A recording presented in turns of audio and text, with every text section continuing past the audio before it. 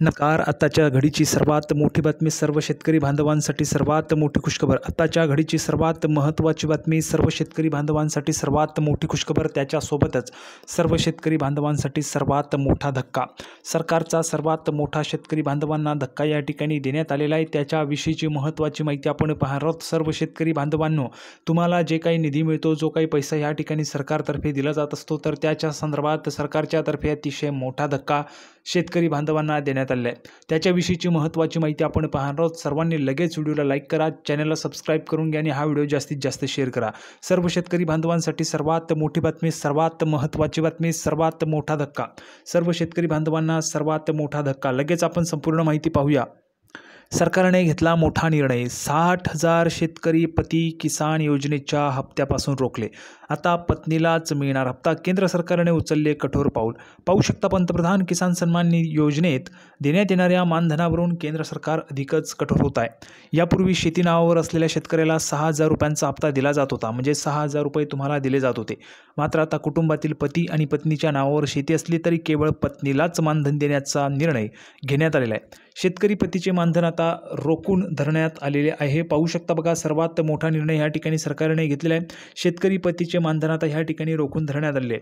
राज्यातील अशा 60,000हून अधिक शेतकऱ्यांना या निर्णयाचा फटका बसला असून त्यांना 20वा हप्ता देण्यात आलेला नसल्याचे उघड झाले.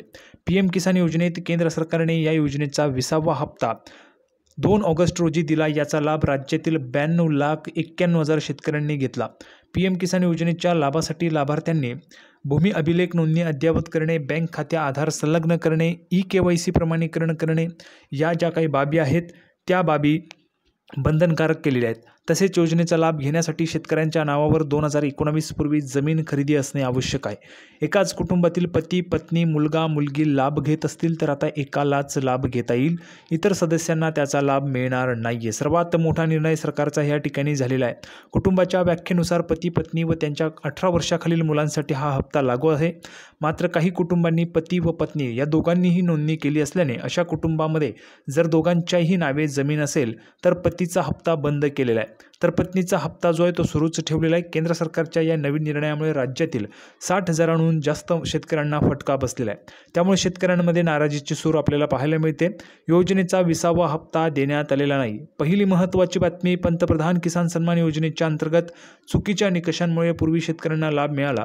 नंतर मात्र या योजनेचा 20वा हप्ता शेतकऱ्यांना देण्यात आलेला नाहीये, मात्र त्यांच्या पत्नीला हप्ता देण्यात आलेला आहे.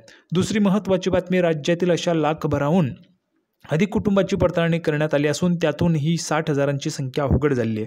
तिसरी सर्वात महत्त्वाची बातमी, हा हप्ता रोखून धरला असता तरी देखील केंद्र सरकारने याबाबत स्पष्ट निर्देश जारी केलेले नाहीत. त्यामुळे यानंतर तो हप्ता देण्यात येईल किंवा नाही, तसेच यापूर्वीच्या हप्त्यांची वसुली करण्यात येईल का, याबाबतही साशंकता असल्याचे कृषी विभागातील सूत्रांचे म्हणणे आहे. चौथी महत्त्वाची बातमी, आता महाराष्ट्र राज्यातील ज्या शेतकऱ्यांचे मानधन रोखण्यात आलेले त्या शेतकऱ्यांमध्ये संताप व्यक्त केला जात आहे. तब्बल 60,000 शेतकरी पती किसान योजनेच्या हप्त्यापासून रोखले गेलेले आहेत. अशाच पद्धतीच्या नवनवीन शेतकरीच्या संदर्भात अपडेटसाठी चॅनलला सबस्क्राईब करून घ्या.